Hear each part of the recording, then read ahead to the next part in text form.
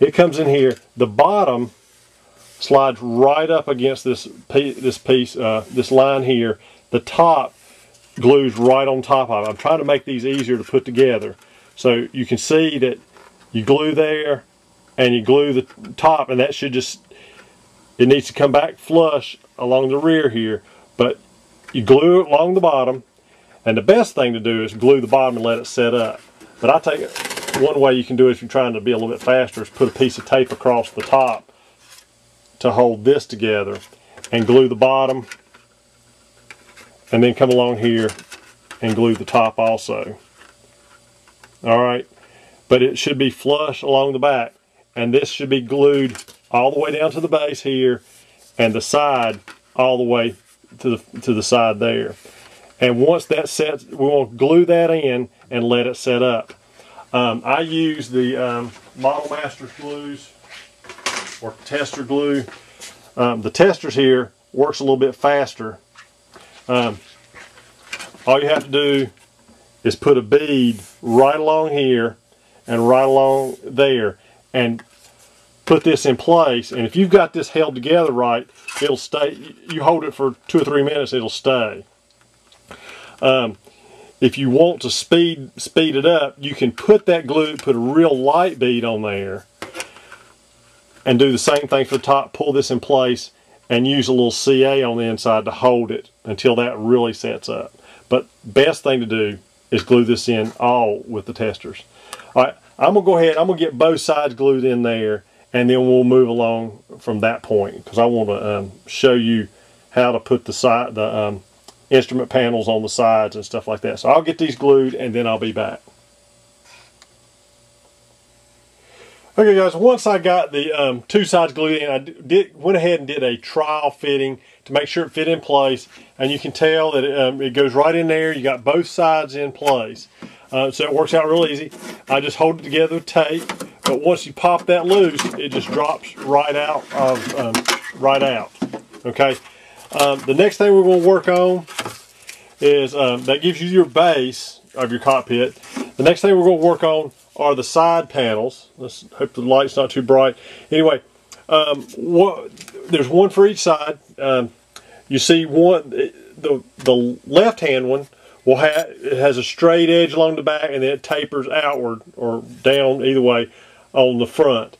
So what I've done is you remember we had 1.8 inch, so I've come on here, and this is pretty tight, fitting a lot of things on a small area. Is right along this throttle control on the back side of it, I've come in here and made a line, and I'm cutting that really tight along the back edge of this control, of the throttle control here, and making it straight on out. And then I come down the 1 inch and the 1/8 on the front and the 3/4 on the back. Okay, what we're going to do is we're going to cut along that back line and cut down this front to get to and the back, and then we're going to trial fit that onto this side before we do any more cutting along the front, just to see where we kind of sit with that. And then what I would suggest is cut along. You can probably see here, you can see where I drew a line. It's hard to tell on the camera here, but I've drawn a line here, and I would cut in front of it a little bit and trial fit it so you make sure you don't cut too much going that way, because it's hard to put it on, but it's always easier to take more off. Okay, I'm going to go ahead and get these. You got this side panel, and then the other one for the other side's done the exact same way. Draw your line right along the back edge of these small panels, and then come out the 1 inch and 1/8 on the front and the 3/4 on the back. What you want to do is get those cut out. Those are glued directly to these sides. Alright, one thing you may want to do is there are some push buttons here. They weren't toggles, they were more or less push buttons. You can see, if you hold it at an angle, there are little dimples there. I would go ahead and drill those out like with a 3/64 inch drill or something, a very small one, so you can see them better. Once you install this, we'll drill on through and add some fake push buttons to it, and I'll show you how that's done.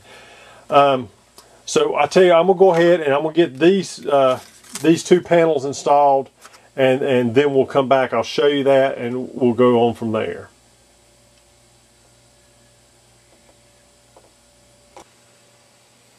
Okay, here you can see that I have, I hope you can, both side panels in. This part's pretty close to ready to be painted. Only thing we have left to add is there's a couple parts here that raised sections. There are two of these. One's wider, one's a little bit fatter. The wider one, or this way, goes to the back for a pedestal for your seat. The seat, you just cut it out and it'll sit in there on the pedestal if you're not planning on putting a pilot in there.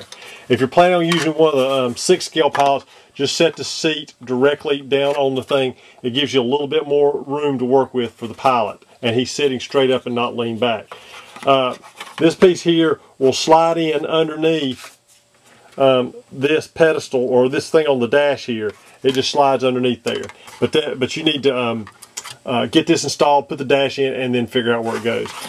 But anyway, once you see this whole section here, we're going to just install it into the cockpit real quickly. I'm going to get 2 pieces of tape ready.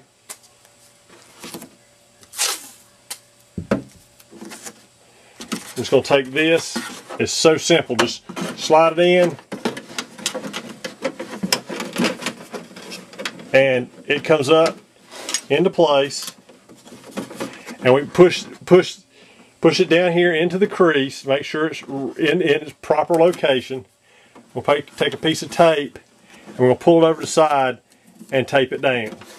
I'm going to do the same thing to the other side. Make sure this goes all the way up into the crease. Put a piece of tape, pull it down, and lock it into place. And we're doing this because we're going to trial fit some more things here.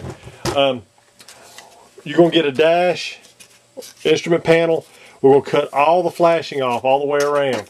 Anything that you see that's not 90 degrees to the front, we're going to cut it off.